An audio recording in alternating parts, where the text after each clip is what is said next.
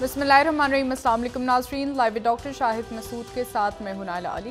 नाज़रीन, नैब तरावीम के खिलाफ दरख्वास्त पर सुप्रीम कोर्ट ऑफ पाकिस्तान ने आज जो है वो फैसला महफूज कर लिया है, जबकि परवेज़ इलाही साहब को अदालती हुक्म पर रिहाई के बाद एक मरतबा फिर गिरफ्तार किया गया। दूसरी जानब आर्मी चीफ के ताजिर बिरादरी से मुलाकात के बाद मुल्क भर में करप्शन के खिलाफ क्रैकडाउन का आगाज़ हो चुका है, होने जा रहा है, उस पर भी बात करेंगे। हमारे साथ स्टूडियो में मौजूद हैं डॉक्टर शाहिद मसूद। अस्सलाम वालेकुम डॉक्टर साहब। डॉक्टर साहब, इत्तलात ये हैं कि ताजिर बिरादरी से आर्मी चीफ की मुलाकात के बाद एक करप्शन के खिलाफ क्रैकडाउन का आगाज़ होने जा रहा है। इस अमल को कैसे देख रहे हैं आप और क्या इसके मंतकी अंजाम होंगे? देखिए, ये जो आज से कोई 5 साल पहले, 5 या इससे ज़्यादा से पहले, ये माशी दहशतगर्दी के ख़िलाफ़ एक मैसिव ऑपरेशन हुआ, क्रैकडाउन।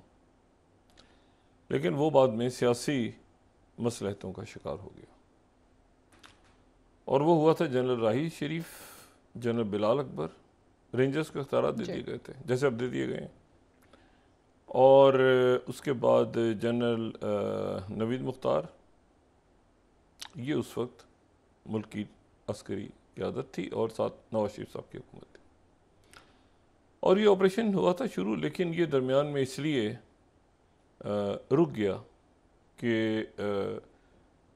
उसमें पॉलिटिकल कंपल्शंस आ गई और साथ ही का जो माइंडसेट वो चेंज हुआ और उसमें अक्रॉस द बोर्ड की बजाय पिक एंड चूज शुरू हो गया।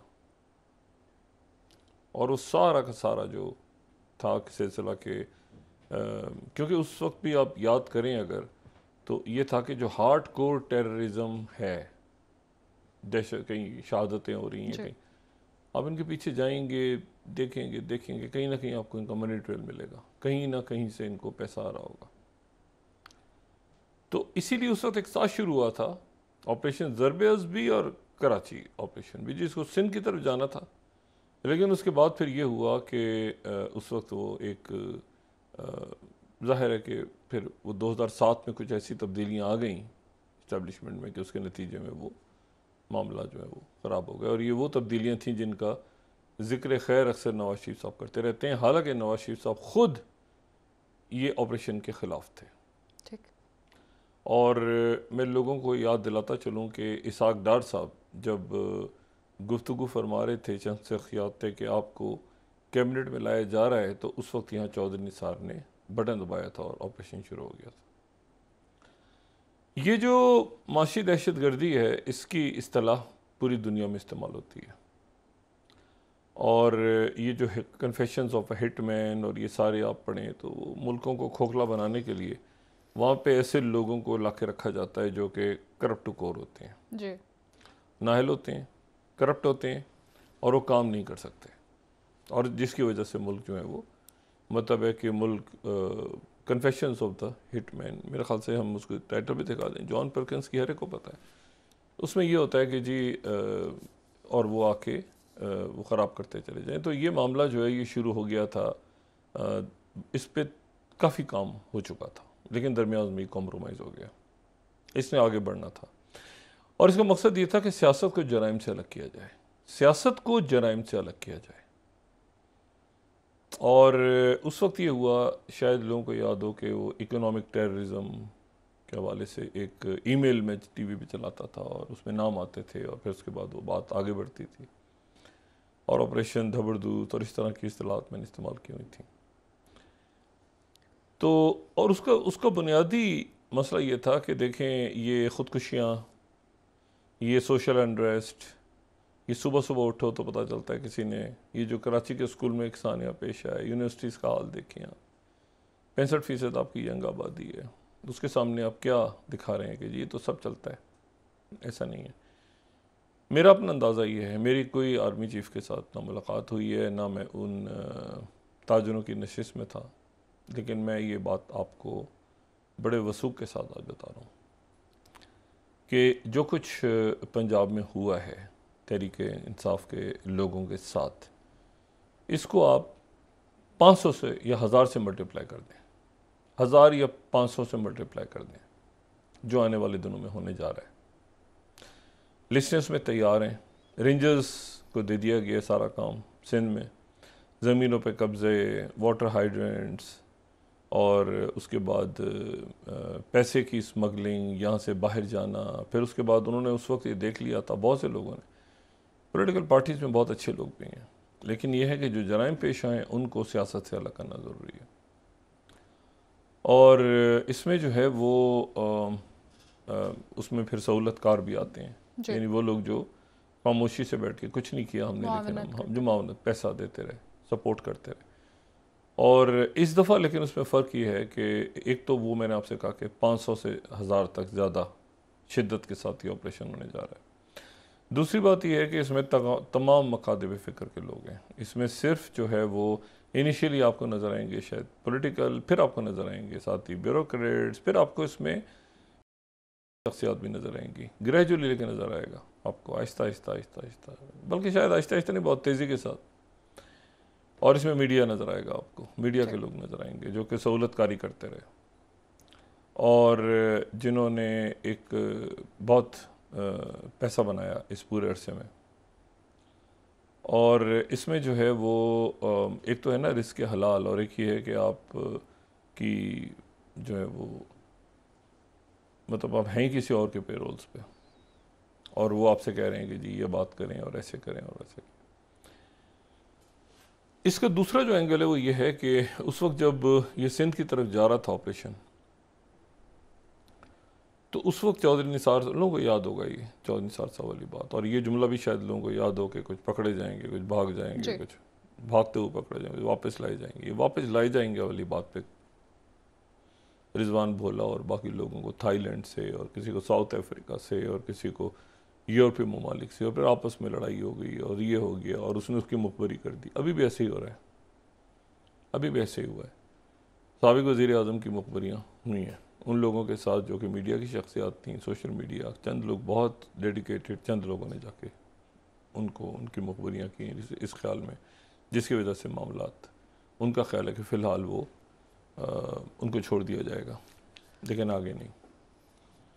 तीसरी बात इसमें जो इम्पोर्टेंट है वो ये है कि उस वक्त जब ये हो रहा था और उस वक्त रेंजर्स के जो ये ज़मीनों पे कब्ज़े और ये सारी बातें, मंजूर कादिर काका जो बैन लग गया था तो काका मुन्ना और ये सारी बातें होती थी, और वो मैसिव जो है वो मैसिव उस वक्त बिल्डिंगें और ये और फलाना। लेकिन इस दफ़ा फ़र्क उसमें ये है कि इसमें एक तो मीडिया की शख्सियात भी हैं, एक वकला भी हैं, और एक उसमें अदलिया से ताल्लुक़ रखती शख्सियात भी हैं, जिनके बारे में ये मुकम्मल शवाहिद मौजूद हैं कि वो भी सहूलतकारी में इन्वॉल्व हुए हैं, ठीक, जो कि उनको नहीं होना चाहिए था।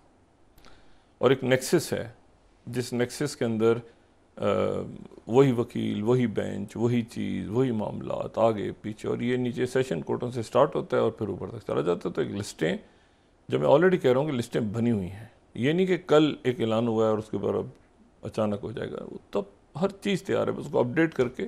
लेकिन मेरा अपना अंदाज़ा है कि जो नए आर्मी चीफ से मैंने कहा, मेरी मुलाकात नहीं है, लेकिन मैंने ये जब पढ़ी चीज़ और इतना मुझे इल्म था कि ये लिस्टें तैयार हो रही हैं, और चंद रोज़ पहले भी हम बात कर रहे थे इस प्रोग्राम में, जब मियाँ शाहिद साहब आ रहे थे कि एहतसाब होगा और सख्त एहतसाब होगा, बेरहमाना एहतसाब होगा। मतलब उसमें यह है कि उसमें अब अफसोस भी होगा कुछ शख्सियात का, जैसे आज परवेज़ रईस साहब के साथ जो हो रहा है, तो एक मजमूई तौर पे लोग डिप्रेस हैं, या ये कि वो जो ख़वातीन गिरफ़्तार हैं 9 मई में, या यास्मीन राशिद साहब और ये सारा। लेकिन चूँकि ये तय हो गया है कि ये बेरहम होगा, या तो आप मुल्क को देख लें, या ये है कि आप अपने दिल के ऊपर नरम दिल हो जाएं। ये नरम दिल लोगों का काम नहीं है। मैंने बहुत पहले ये बात की थी, एक दफ़ा अपने ऊपर ही अपने मेटाफोर इस्तेमाल किया था कि डॉक्टर्स जो होते हैं वो चीरा भी लगाते हैं और साथ मरहम भी रखते हैं, तो दोनों काम, एक्सीडेंट के केसेस भी देख रहे होते हैं और साथ ही वो जो कुचले हुए केसेस होते हैं, ठीक है ना, गन शॉट्स और सांस नहीं आ रहा और बच्चे गिर गए छत के ऊपर से कोई और जहर खा लिया और ये हो गया, तो वो उस वक्त आपको बहुत मजहम भी होना पड़ता है। लेकिन ये है कि जब आप सर्जरी शुरू करते हैं और आप ये चेस्ट को, आपको पता है ना, इसको तो कैंची से, इसको तो छुरी से तो नहीं, इसको तो पूरी एक काटते हैं, बोन काटते हैं, या ब्रेन को जब काटते हैं आप, हड्डी को, तो उस वक्त जो है वो आपको बहुत ज़्यादा दिल पे पत्थर रखना पड़ता है। तो ये बिल्कुल ऐसे ही है कि ये ऑपरेशन जो है, इस ऑपरेशन के अंदर जो है वो आने वाले दिनों के अंदर जो है वो लोगों को इसका ये बहुत तेज़ होता। अच्छा, उस वक्त मैं क्या बात कर रहा हूँ पंजाब के हवाले से, उस वक्त ये हुआ था कि जब बाकी जगहों पे ऑपरेशन शुरू हो रहा था तो उस वक्त ये बात हुई थी कि जी पंजाब करता है। और ये आपको पता है ना, कार्ड्स हमारे मुल्क में बड़े ज़बरदस्त अंदाज में इस्तेमाल होते हैं। पंजाबी कार्ड, सिंध का कार्ड, मजहबी कार्ड, लिसानी कार्ड, बरादरियों के कार्ड्स, ये हैं, इस्तेमाल होते हैं। फ़िरका वाराना कार्ड बदकिस्मती से।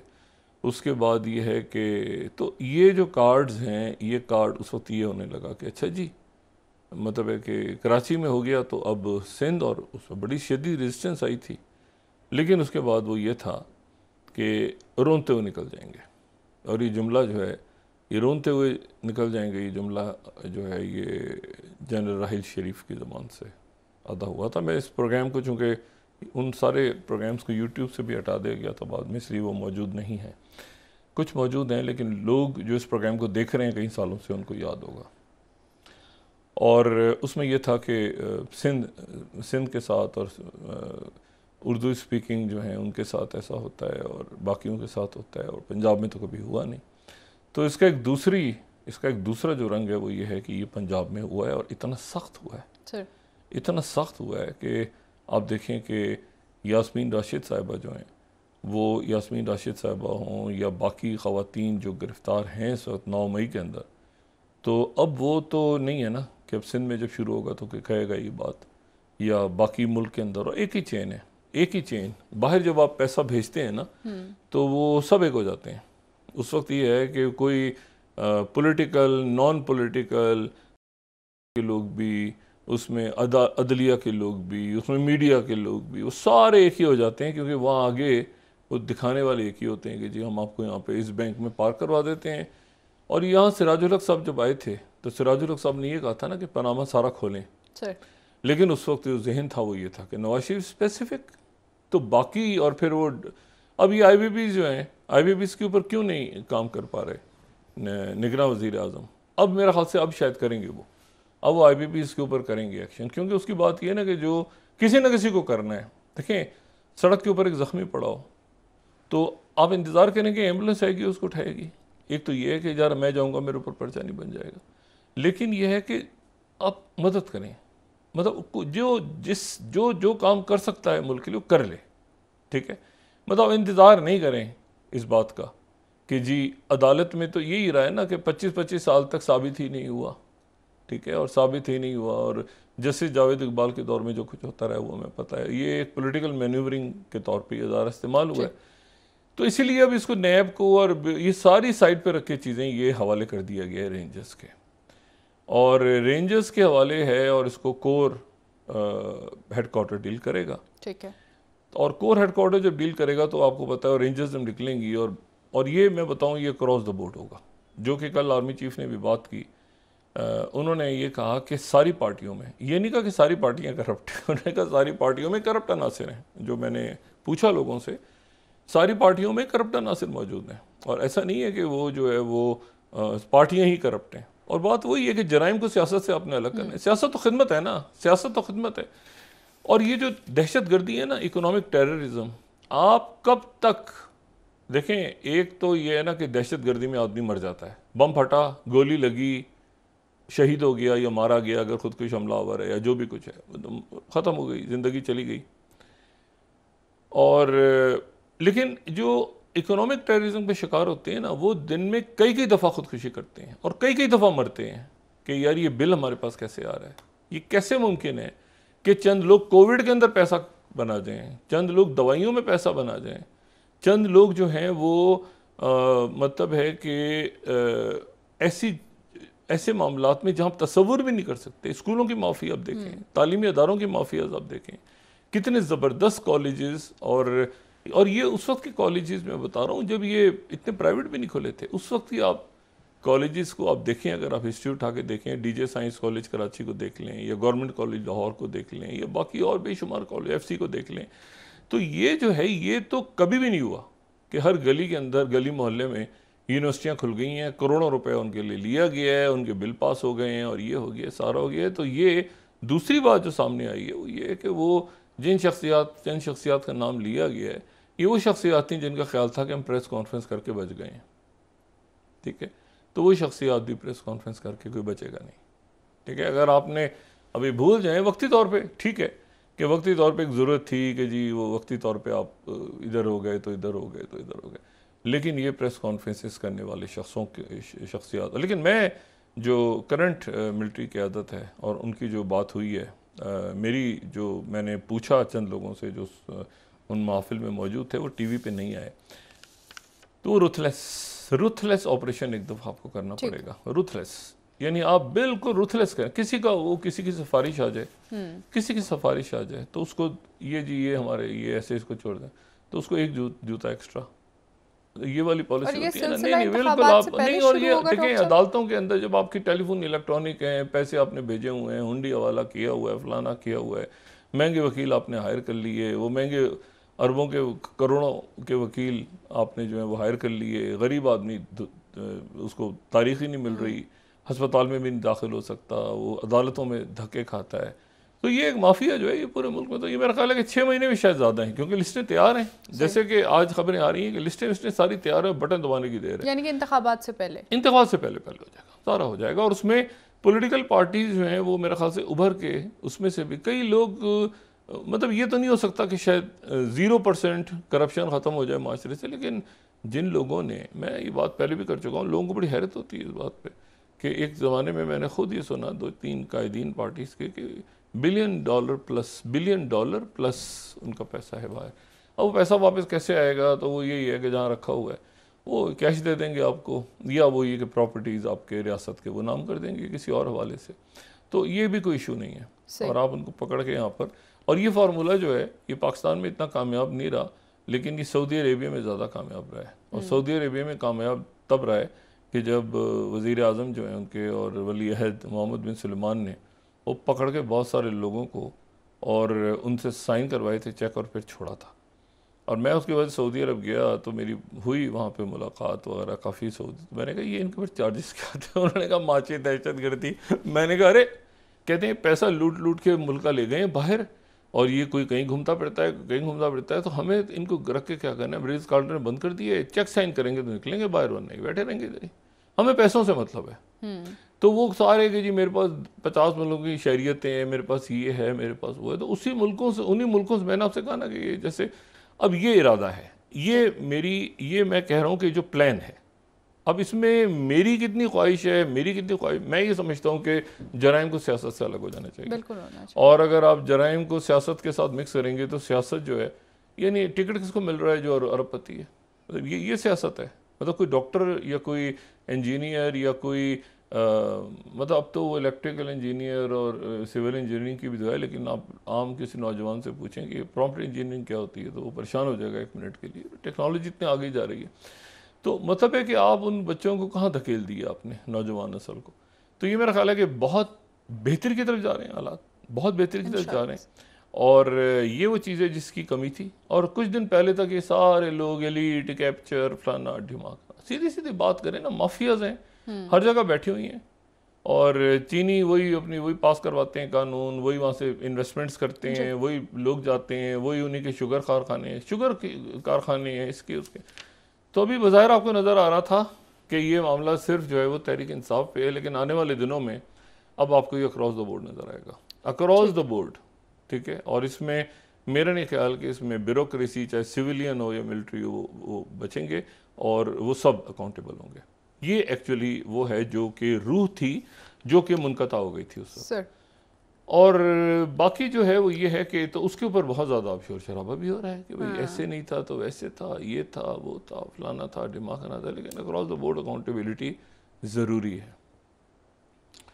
और ये अगर आप करेंगे, देखें अगर आप ये सारी मनी लॉन्ड्रिंग और ये सारे ख़त्म करेंगे ना सिलसिले, तो फिर आप फैटव और ये सारे मामला भी आपके सहल हो जाएंगे। मुल्क में भी सही आपके हो लोगों को जाएंगे। एक इत्मीनान सुकून मिलेगा कि यार हम जाते हैं कहीं तो यार यहाँ इसको पता है सामने वालों को रेंजर ने पकड़ना है आके, पुलिस नहीं, अभी तो पुलिस कर रही है ना, रेंजर ने पकड़ना है आके, और रेंजर्स ने पकड़ना है आके, तो फिर उसके बाद जो इख्तियार तो मुकम्मल है ना, सिंध में रेंजर्स के हवाले से मुकम्मल इख्तियार हैं। तो वो इस तरह का शायद मामला ये बाकी जगहों पर भी आ जाए, क्योंकि पुलिस के अंदर कन्फ्यूजन है, लेकिन उसके बावजूद भी आप देखें रही नहीं हो रही ना। तो सिंध के अंदर तो रेंजर्स पकड़ के सीधा वो जो है वो तो देखें, जब उज़ैर बलोच को लाए थे, लोग यहाँ समझते हैं कि उज़ैर बलोच की ज़मानतें हो रही हैं, उज़ैर बलोच रिहा हो रहे हैं। उज़ैर बलोच को 50 मुकदमात में थे, तो छोटे छोटे मुकदमात जो हैं उसमें बेल हो जाती है, फिर दूसरी कोर्ट में जाती है, अच्छा रिहा हो गया, वो एक चल रहा है सारा सिलसिला। लेकिन ये है कि वो उज़ैर बलोच मिलिट्री कोर्ट में उनका ट्रायल है।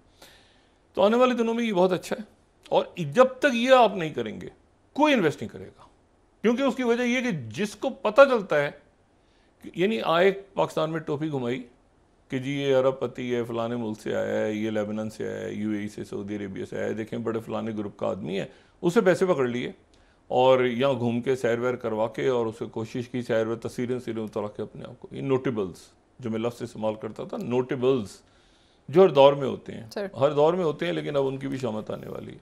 और ये वो होते हैं कि जी हमारी तो बड़ी सेटिंग है ना, तो जो कहेगा ना हमारी बड़ी सेटिंग है उसको 2 जूते एक्स्ट्रा, ठीक है, हमारी बड़ी सेटिंग है, हमें तो कोई थोड़ी पकड़ेगा। और ज़्यादातर जो गिरफ्तारियाँ होंगी वो सोशल मीडिया के बिहाव पे होंगी। सोशल मीडिया जो मैं कहता हूँ तो ट्विटर नहीं कहता, सोशल मीडिया में कहता हूँ तो व्हाट्सएप कॉल्स भी कहता हूँ।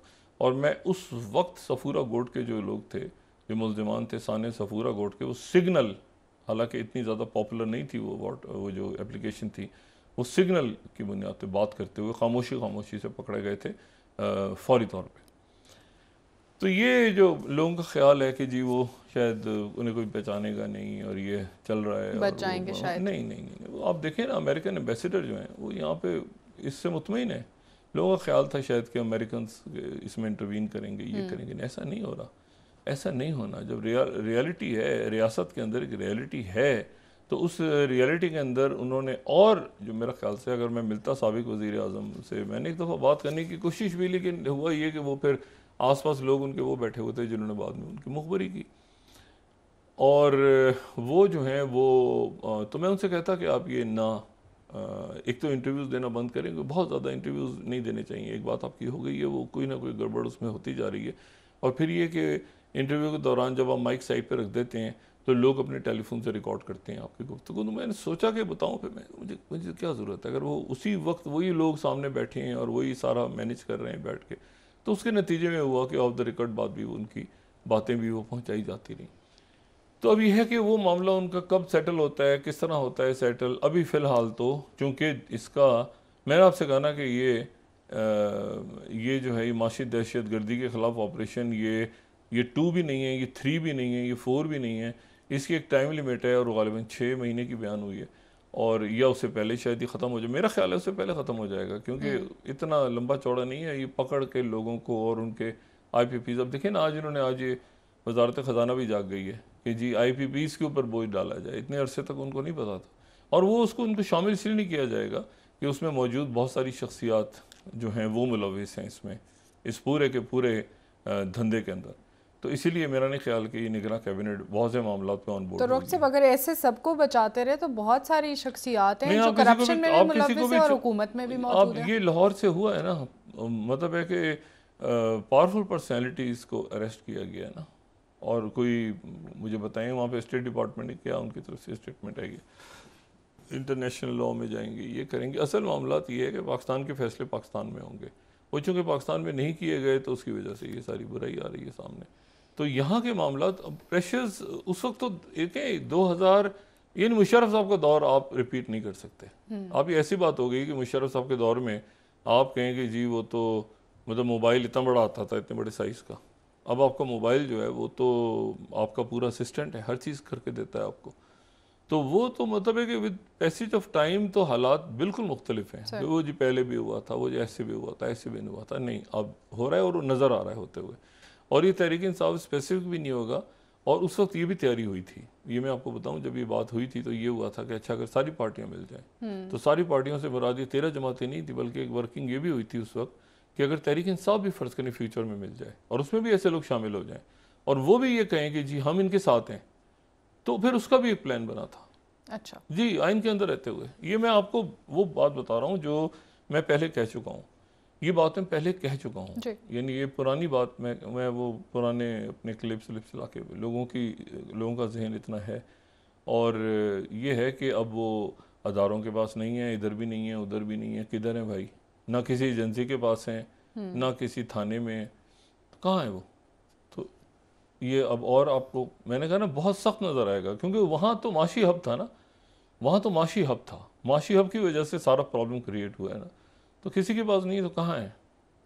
लोग जब वहाँ से आने वाले दिनों में शुरू होंगे तो फिर आप सोच सकते हैं कि वो निंजा टर्टल टाइप चीज़ें उनको ले गई हैं उठा के, ठीक है ना, और वो वक्त मुकर्रर पे छोड़ देंगे अगर समझेंगे कि ये ठीक है। और लेकिन इसमें कहीं घुन को नहीं पिसना चाहिए, जैसे इमरान रियाज साहब की वापसी बड़ी ज़रूरी है, या परवेज इलाही साहब को क्यों पकड़ा गया है, क्या पॉलिटिकल है या वाकई करप्शन है? अब वो करप्शन के मामला जो आके बयान कर रहे हैं तो वो फिर वही सवाल पैदा होता है ना कि उसमें शुजात साहब, तो मतलब ये है कि वो फैमिली तो साथ थी और दुआएं खैर की थी इन्होंने। मियां नवाज शरीफ साहब शायद इस पूरे बहरान में जब ये चल रहे हैं ऑपरेशन और सारे, तो उसमें ये मियां नवाज शरीफ साहब भी रुकें, अभी ठहरें अपने मुल्क में क़याम, क्योंकि ये आने वाले दिनों में गिरफ्तारियाँ और सख्त गिरफ्तारियाँ बढ़ेंगी और लिस्टें जो हैं वो पुरानी। और मैंने एक बात बड़ी अजीब देखी, लोगों को छोड़ दिया गया, पकड़ा छोड़ दिया गया कि शायद वो सुधर जाएँ, नहीं सुधरे। बहुत लोगों को देख के तो इतना अफसोस होता है, उनको पकड़ा गया कि जी आप ये करप्शन ना करें, आप ये करें वो करें, उन्होंने पहले से भी 50 गुना ज़्यादा, यानी अभी तो ये हुए चीनी के स्कैंडल कितनी दफ़ा हुए मुझे बताएं, कितने सालों से हो रहे हैं, तो वो नहीं सुधर, उनको इसके अलावा कोई तरीका ही नहीं है कि ये एक सख्त ऑपरेशन किया जाए ना। चीनी कभी गंदों में पैसा खा जाते हैं। अच्छा ये IPPs का मसला है कि नाम नहीं ले पा रहे क्योंकि वो जो है वो मुख्तलिफ मीडिया ग्रुप्स के साथ एफिलिएटेड हैं, तो वो सारा है, तो ये सब जो है ना, इसीलिए मैंने आपसे कहा ना कि ये मीडिया की शख्सियात और बाकी सारे भी ये इसमें लपेटे में आ जाएंगे। ठीक है डॉक्टर साहब, नैब तरामीम के हवाले से नैब तरामीम का फैसला आज हो गया है महफूज, लेकिन नैब तरामीम इतनी इम्पोर्टेंट नहीं है शायद। अच्छा हाँ है भी, वो खुल जाएंगे मुकदमे वगैरह सारे, लेकिन नए रेफरेंसेस फाइल होंगे ना, अभी नए रेफरेंसेस भी तो फाइल होने हैं ना, और उन नए रेफरेंसेस के अंदर जो है वो ये जो 16 महीने हुआ और पहले हुआ, ये केसेस बरीड अलाइव होते हैं। मैं हमेशा एक बात कहता हूँ, ये सारे के सारे केसेस बरीड अलाइव होते हैं, और उस वक्त जब बात हो रही थी फलाना देखें रिहा हो गया, फलाना रिहा हो गया, और वो वाकई इस यूफोरिया में थे, इस खुशफहमी में थे कि वो रिहा हो गए। लेकिन ये है कि वो अभी देखें ना, परवेज इलाही साहब का मामला आपके सामने है, तो जब उठाना है तो उठाना है, अब क्यों उठाना है, क्या उठाना है, परवेज इलाही साहब की ज़ाहिर है बात हो रही होगी इन्वेस्टिगेटिव अथॉरिटी से, हम तो दुआ कर सकते हैं उनके लिए, अल्लाह ताला उन्हें सेहत दे और खैरियत से रखे। लेकिन क्या मामला अंदर हो रहे हैं, क्या बातचीत हो रही है, क्या क्यों इतना ज़्यादा है, वो मैं आपसे कह रहा हूँ कि इसको 500 से मल्टीप्लाई कर दें, 1000 से मल्टीप्लाई कर दें, तो फिर ये 6 महीने भी ज़्यादा है, ये 6 महीने भी ज़्यादा है, ये महीने 1.5-2 महीने के अंदर ये डॉलर वॉलर चीज़ें वीज़ें चंद लोगों का, मतलब वो एक बने हुए ना, ये उसका फ्रंट मैन है, वो उसी का, वो दूसरे का भी फ्रंट मैन है, वो चौथे का भी फ्रंट मैन है, उसने पैसा जायदादें भेजी हैं, बाहर रुपए रखे हुए हैं, लोग बड़े परेशान हो रहे हैं। अच्छा जी अरबों रुपए की बात हो रही है, अच्छा करोड़ों की बात हो रही है, $बिलियन से ऊपर यहाँ पे शख्सियात मौजूद, यानी $1 बिलियन कहते हैं पीनट्स हैं, और ये वो लोग हैं जो 85 की काबीना से, जिन्होंने 2 अफगान वॉर्स में पैसे बनाए, जिन्होंने ये किया वो किया, और इतने स्ट्रॉन्ग हो गए कि वो रियासत को डिक्टेट करवाते हैं कि तुम हो कौन, मतलब मैं तुम्हें पैसे नहीं दूंगा तो तुम कैसे वज़ीर बनोगे, मैं तुम्हें पैसे नहीं दूंगा, तुम्हारी फंडिंग नहीं करूंगा तो तुम वज़ीर आज़म कैसे बनोगे। तो ये जो पूरा का पूरा एक नेक्सस है, इसको तोड़ना लाजिम है, और मैं कितना टूटता है कितना नहीं टूटता, लेकिन मेरी दुआ है कि आर्मी चीफ के जो उन्होंने जो बात की है लोगों से, और लोगों ने जो मुझे बताया, उन्होंने कहा कि वो ज़ीरो टॉलरेंस पे हैं, ज़ीरो टॉलरेंस पे, कि अब किसी को ये नहीं करना कि वही आदमी कुछ दिनों के बाद आके वज़ीर बन जाए और वही आदमी जो है, तो इसीलिए अदालतों को, कानून नाफिज करने वाले अदारों को मुकम्मल तहफ़्फ़ुज़ फराहम किया जाएगा, और इसको एक दफ़ा जो है ना, एक दफ़ा इसको मौका दिया जाएगा किस्से को, क्योंकि मैंने आपसे कहा ना कि बाहर की इन्वेस्टमेंट क्यों आएगी, और वो कह रहे हैं ना बाहर ये इन्वेस्टमेंट तैयार पड़ी है, ये इन्वेस्टमेंट क्यों आएगी जब आते ही यहाँ पे एयरपोर्ट के ऊपर शुरू होंगे या वहीं से कहीं किस्सा आपको कहेगा कि जी मैंने पाकिस्तान जाना है, अच्छा जी हम हैं ना, अरे आपको बताते हैं ना, आगे पीछे हमारा इतना कट है, यूं कट है। तो इसलिए जो है वो सारा का सारा मामला वो इन्होंने अपने हाथ में ले लिया आर्मी चीफ ने। तब जो भी बात है तो वो, और आर्मी चीफ मेरे ख्याल से कम्युनिकेट करना शुरू करेंगे लोगों से, तो फिर उसके बाद मामला मज़ीद वाज़े हो जाएंगे। इसमें आप देखें कि कहीं आपको जो मौजूदा केयर टेकर कैबिनेट है वो इसमें नज़र नहीं आ रही, और मैं उसकी वजह दोबारा बता रहा हूँ कि इस केयर टेकर कैबिनेट में ऐसे लोग मौजूद हैं जो इंटरेस्ट ग्रुप को सेव करते हैं, ख़ास तौर पे IPPs को भी, चीनी को भी और गंदम को भी। और ये बात भी ख़त्म हुई कल की मुलाकात के बाद कि जो पार्टियाँ छोड़ के जा रहे हैं वो बच गए हैं, उन सब के ऊपर क्रैकडाउन होगा और बड़ा सख्त होगा। अच्छा, यानी जो अपनी क़यादत के नहीं बने वो उधर जाके तो किसी और के बनेंगे। ये तो सबसे पहले तो उनकी सज़ा एक बड़ी, मैं लफ्ज़ नहीं इस्तेमाल करना चाह रहा, लेकिन ये गद्दारी की सज़ा अगर आप अपने उसको ही नहीं मान रहे जिसने आपको बनाया, तो आगे जाके आप कह रहे हैं कि हमारे तो ताल्लुकात बड़े अच्छे हैं जी, तो हम तो बड़े ज़बरदस्त हैं और ये हैं वो है, तो ये एक बड़ा क्रैकडाउन आने वाले दिनों में होने जा रहा है। ठीक है। अच्छा, साथ ही उसके एक दूसरी बेइंतहाई बेहंगम, और मैं उसको समझने से कासिर हूँ, अगर चंद मिनट हो तो मैं बात कर लूँ इस पर। एक बेहंगम सा, मुझे थोड़ा सा मैं इसको कंप्लीट करूँ, एक बहुत ही बेहंगम सा फैसला हुआ है इंडिया में, और मुझे नहीं पता कि उसकी क्या वजह है। मैंने उसको ज़्यादा उस पर उसको थोड़ा सा समझने की कोशिश की कि क्या हुआ है। उन्होंने इंडिया का नाम भारत कर दिया है। अच्छा, अब भारत जो है वो उनकी जो प्रेसिडेंट हैं, उन्होंने G20 समिट के अंदर जो अशाइये के लिए खतूत भेजे हैं, तो उसमें उन्होंने कहा है कि ये भारत है। अच्छा, यानी रिपब्लिक ऑफ भारत। अब रिपब्लिक ऑफ भारत तो एग्जिस्ट ही नहीं करता। रिपब्लिक ऑफ इंडिया, और उनके कॉन्स्टिट्यूशन में ग़ालिबन भारत और इंडिया दोनों के अल्फाज हैं, लेकिन ये नाम तब्दील करने के लिए उनको कॉन्स्टिट्यूशनल अमेंडमेंट करनी पड़ेगी, जिसके लिए पार्लियामेंट का इजलास हो रहा है। अब ये रिपब्लिक ऑफ भारत हो गई। अब मसला जो है ये, इससे क्या होगा मुझे बताइए ना, इससे क्या होगा? इस सवाल इसके कि इस पे, यानी हम पाकिस्तान में, आप यकीन करें मुझे कभी तस्वुर है, हम कहते हैं भारतीय पाक भारत टीम, तो हम भारत यूज़ करते हैं।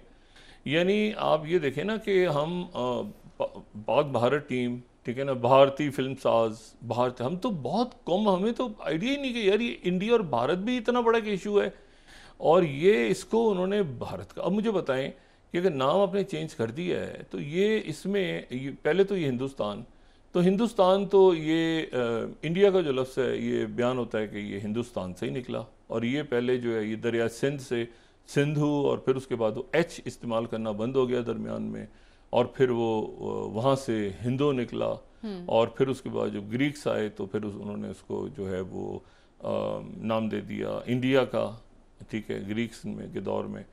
और उससे पहले किंग जो भारता उनके एक हैं, एक बड़ी उनकी एम्पायर रही इस खत्ते में, और वो किंग भारता जो कि शकुंतला उनकी वालदा थी और बादशाह थे उनके वालिद भी, तो उनके नाम से इन्होंने मंसूब किया है। लेकिन फिर उसके बाद जो है वो आर्यावत्तरा भी नाम रहा है कई साल तक, फिर उसके बाद जम्बोदी विपा भी नाम रहा है कई साल, अगर हम दिखा सकें तो।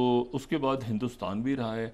अच्छा, हिंदुस्तान तो फिर वो दरिया सिंध से नहीं बना ना, सिंध से वो हिंद हो गया, और वो आपको वो मार्को पोलो भी आ रहा है यहाँ पे, तो आपको हिंदुस्तान कह रहा है। स्तान तो फिर पर्शियन लफ्ज़ ऐड हो गया ना साथ, तो स्तान, जैसे अभी आप सेंट्रल एशिया में देखें तो स्तान्स हैं बहुत सारे, तो हिंदुस्तान भी इस्तेमाल होता रहा, इंडिया भी इस्तेमाल होता रहा, और इसमें जो है, लेकिन आज उन्होंने इसको नाम चेंज करने का ऐलान कर दिया।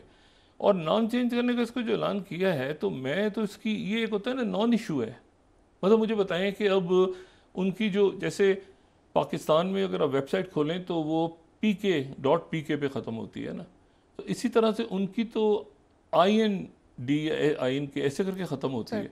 तो इंडिया है ना, Indian airlines, Indian currency, Indo Pacific, मतलब है कि Indian team, Indian diplomats, Indian, मतलब इंडिया को भारत करने से क्या होगा? अच्छा, ब्रिक्स के अंदर आप आई हैं तो इंडिया है, मतलब इसको ये एक होता है ना नॉन इशू नहीं होता कि जी कुछ नहीं है, चूंकि वेले बैठे हुए हैं तो चलो एक ऐसा कर दो कि कौन तो और तकसीम हो जाए। नहीं, असल ये इशू ही नहीं है भाई। आप देखिए ना, मैं आपको कह रहा हूँ कि हम पाकिस्तान में इंडियन और भारत का हमें तो पता ही नहीं, कि हम तो अक्सर कहते हैं पाक भारत मैच हो रहा है, हम भारत यूज़ करते हैं। अब इंडिया जो उनके कोई ऑपोजिशन का इत्तेहाद बन गया तो उठा के नाम चेंज कर दिया। अच्छा, वो आगे से कह रहे हैं कि जी हम इसका आपने इसको भारत प्लस बना दें, तो फिर आप क्या करेंगे? फिर आपके भारत का नाम भी तब्दील करेंगे। मतलब ये एक ऐसी, और इसका करोड़ों रुपए का, और ये इतना टाइम लगेगा इसके अंदर। ये तो आपने कह दिया ना इलेक्शन स्टंट के तौर पर। इसको जो प्रैक्टिकली अब करेंसी चेंज होगी, इसमें यह है कि इंडियन ओरिजिन, पासपोर्ट चेंज होंगे, करेंसी चेंज होगी, डिप्लोमेट्स से चेंज होंगे, उनके नाम, उनके क्रीडेंशियल्स, उनके, तो ये मुझे नहीं पता कि अचानक ये इशू कहाँ से छिड़ दिए, एक नॉन इशू कि जी भारत का नाम। अच्छा, और ये मैं आपको बताऊं कि ये इंडिया का नाम, ये जो है ये सिर्फ इंडिया नहीं है, ये हिंद से, सॉरी दरिया सिंध से उस तरफ का इलाका, जब सिकंदर आया तो उस तरफ का इलाका, तो वो उससे हिंद भी उसी से निकला है, तो हिंदू भी उसी से निकला है। तो ये फिर आप कहाँ तक जाएंगे सर? मतलब देखें ना, को किस तरह से नहीं देखें आप जब बात, यानी ये तो मैंने आपसे कहा ना, पाक भारत मैच हमें नहीं पता, हम पाक इंडिया मैच से ज्यादा पाक भारत यानी इस्तेमाल करते हैं। अब उसमें नहीं करेंसी, रिपब्लिक ऑफ इंडिया, उनके लोग, ये क्या इशू है? ये मतलब इसमें अब जनाब वो सदर ने फेंका हुआ है, पूरा मुल्क बहस करे जा रहा है, ये होगा, ऐसे होगा, वो कांग्रेस जो थी उसने ये किया, उन्होंने ये किया, आर्टिकल में तब्दीली लाई जाएगी।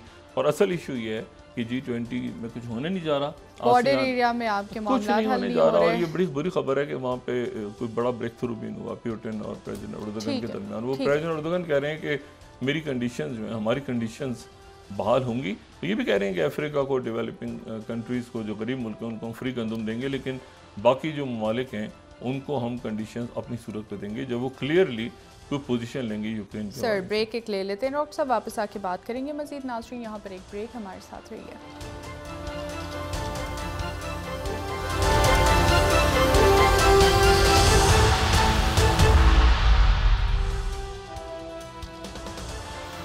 वेलकम बैक नाज़रीन। जी डॉक्टर साहब, ये बात भी हो रही है इस वक्त कि इससे पहले भी मुल्क में कई बार मार्शल लॉ लगे और माशी तौर पर वो बेहतरी नहीं आ सके जिसकी उम्मीद जाहिर की जा रही थी। इस तरह के ऑपरेशन शुरू हुए, तो इस बार क्या वो कॉम्प्रोमाइज़ के नतीजे पे ख़त्म हो गए, बदकिस्मती के साथ। लेकिन ये बात पिछले साल, 1.5 साल, 2 साल से हम ये कर रहे हैं कि मुल्क जिस नहज पे खड़ा है वहाँ पर अब कॉम्प्रोमाइज़ से काम नहीं चलेगा। आप कॉम्प्रोमाइज़ करेंगे, आप ये कि ये मेरा जानने वाला है, ये फलाने का जानने वाला है, आप ब्लैकमेलिंग में आ जाएंगे माफियाज की। आप ये अब जब पता है कि जी चीनी स्मगल हो रही है, चीनी ख़त लिख रहे हैं, वापस मंगवा रहे हैं, नवीद कमर साहब कह रहे हैं उन्होंने किया, वो कह रहे हैं इन्होंने किया, सब ने। और उससे पहले भी आप देखें कि शुगर के ऊपर जो हैं वो तहरीक इंसाफ के वज़ीर आज़म ने बनाई 3, और वो अगर आप रिपोर्ट्स पढ़ें तो कमाल की रिपोर्ट्स हैं। लेकिन उसके बाद ये कि उस पर मद्देनज़र नहीं हो सका, क्योंकि जी हम जानने वाले हैं, हम ये हैं, वो सारे वही लोग जब दूसरी जगह बैठे हैं उनको छोड़ छाड़ के। तो बात यह है कि वो ये इतनी स्ट्रॉन्ग सिस्टम है, आप जब तक उसको तोड़ेंगे नहीं ना, इसको एलिट कैप्चर कह दें, इसको जो भी कह दें, ठीक है। तो इलेक्शन आप करवा लें, अभी आप 90 दिन के, आप अगले 20 दिन बाद इलेक्शन करवा लें, तो क्या होगा? कौन से लोग आएंगे? क्या उसका क्या हल है? सोल्यूशन क्या है? अब ये कि चार्टर ऑफ डेमोक्रेसी, उस वक्त उनके जहन में ये था कि चार्टर ऑफ डेमोक्रेसी तो ये है कि शायद वो NRO मांग रहे हैं, लेकिन बाद में वो हुआ भी NRO की तरमीम हो गई, और उनके साथ खुद ऐसी शख्सियात मौजूद थी जो कि मैसिव करप्शन स्कैंडल जिनके ऊपर शुरू हैं। तो बात यह है कि वो अब इसको कहीं ना कहीं तो ख़त्म हो रहा है। एलिट कैप्चर जो है ना, कि चंद लोगों ने ये एक हर जगह, यानी मैंने आपसे कहा ना कि सब्जी का ठेला भी नहीं लगा सकते आप रिश्वत दिए बगैर, अब भीख भी नहीं मांग सकते किसी चौरंगी पे। ईद के दिनों में तो बहुत रेट बढ़ जाते हैं, ठीक है ना। और ये इवन जो मतलब हर जगह पर जो है एक माफिया मौजूद है, और वो उसमें से इसीलिए मौजूद है कि उसको आप उनको ना पकड़ें, तो हालात की मजबूरी के बायस कर रहे हैं ना ये सारा कुछ। आप जरा ऊपर हाथ डालें ना, ये क्या कि वो ये कोई दवाई बेच रहा था उसको पकड़ के ले गए किसी अस्पताल के बाहर से, उसकी दवाई असल नहीं थी, गलत थी, फलां था, ये था, नहीं। आप ऊपर हाथ डालें बड़े मगरमच्छों को, और इन बड़े मगरमच्छों को हाथ डालेंगे तो मसला हल होगा, वरना मसला हल नहीं होगा। मसला बिगड़ता जाएगा, मसला ख़राब होता जाएगा। और उसके नतीजे में मैं आपको सिर्फ एक बात ये बताऊं, देखें ये इंडिया, इसको देखते हैं कि बहस कहाँ जाती है, लेकिन मैं इसको बिल्कुल समझने का असर हूँ कि ये इंडिया और भारत में क्या फ़र्क है। बहुत सारे लोग जो इंग्लिश स्पीकिंग कंट्रीज़ में वो तो इंडिया कहते हैं, और जो हम लोग हैं यहाँ पे हम भारत कहते हैं। भारतीय मतलब भारत जो है वो हमने तो कभी सोचा भी नहीं, और इंडिया जो है वो एक बड़ा अच्छा प्रॉपर, मुझे नहीं समझ, मतलब मुल्क का नाम कैसे बदल सकता है कोई। चलें जी देखें, लेकिन आप तारीख को कैसे बदलेंगे? ये हिंदुस्तान टाइम्स जब आज़ादी हुई तो India independent British rule ends, अब इसको कैसे बदलेंगे आप? ये मैं अखबार देख रहा था कि क्या नाम था, भारत नाम था या इंडिया आज़ाद हुआ था, भारत आज़ाद हुआ था, तो India independent British rule ends. अच्छा, फिर उसके बाद आप दूसरे अखबार अगर देखें तो उसमें भी आपको यही नज़र आता है कि जी हिंदुस्तान टाइम्स ही कह रहे हैं इंडिया फर्स्ट रिएक्टर, मतलब नेहरू इनाग्रेट्स, मतलब इंडिया जो है वो ही इस्तेमाल होता रहा है, ठीक है ना, फ्लैग ऑफ इंडिपेंडेंट इंडिया। अच्छा जी, तो मतलब अब इसको आप यानी ये कैसे मुमकिन है कि आप कहेंगे तब्दीली की सूरत में हासिल क्या है? मुझे कुछ भी नहीं हासिल, यानी आप इस बहस में पड़ जाएंगे जी गांधी, हम तो बड़ी उनकी इज्जत करते हैं गांधी जी की, मतलब गांधी जी का कातिल हीरो है हमारा, मतलब ये क्या आप तसव्वुर कर सकते हैं कि किसी मुल्क में हीरो बना दिया जाए उस आदमी को जिसने गांधी को कत्ल, महात्मा गांधी को, और जो बड़ी एक उनकी बड़ी मतलब वो बड़ा उनका यानी कायदे आज़म के साथ उनके ताल्लुकात, फिर जो एक नफासत, फिर बातें उनकी, नहीं आप देखें कि आप अचानक उन्हें कहते हैं जिन्हें गोली मारी वो हमारा हीरो है, तो ये क्या, तो क्या अब आप कह रहे हैं भारत का नाम है, ओ भाई उसको भारत से आप भारत कर देंगे तो क्या चाइना से पॉलिसी चेंज हो जाएगी क्या? ये इंडो पैसिफिक का क्या करेंगे आप? ये तो इंडियन ओशन है ना, ये तो चल रहा है वो सिंधु और हिंद और सिंध क्या उस दौर से चल रहा है ना, और ब्रिक्स में क्या करेंगे आप? मतलब इसको मुझे नहीं पता कि ये इसके पीछे क्या माइंडसेट काम कर रहा है, इसके पीछे कोई आप समझेंगे कोई इंतहा पसंद माइंडसेट भी नहीं है, वरना तो और बहुत सारे नाम हैं, ये मेलुगा और ये वो सारे रख लें, ठीक है ना, जम्बू विया और ये सारे जो नाम है ये भी ये रख लें आप, ये ऋग्वेद के अंदर जो है वो इस्तेमाल होते रहे। बहुत शुक्रिया डॉक्टर साहब, महाभारत का लफ्ज़ तो महाभारत तो वहाँ पे इस्तेमाल हुआ है, लेकिन ये है कि हिंद जो है वो हिंद भी इस्तेमाल होता रहे सारा, तो ये जो है ना मतलब है कि एक नॉन इशू नहीं खड़ा करते आप, और पूरी कौम इस वक्त लगी हुई है वहाँ पे सुने कि जी इंडिया होगा या भारत होगा, इंडिया होगा या भारत होगा। डॉक्टर साहब प्रोग्राम का वक्त खत्म हो रहा है, नाज़रीन कल इंशाल्लाह दोबारा आपसे मुलाकात होगी, मुझे नायला अली को इजाज़त दीजिए, अल्लाह हाफ़िज़ जी। डॉक्टर साहब अपने दोस्तों रिश्तेदारों गिरदोनवाह के लोगों का सब ख्याल रखिएगा, अल्लाह हाफ़िज़।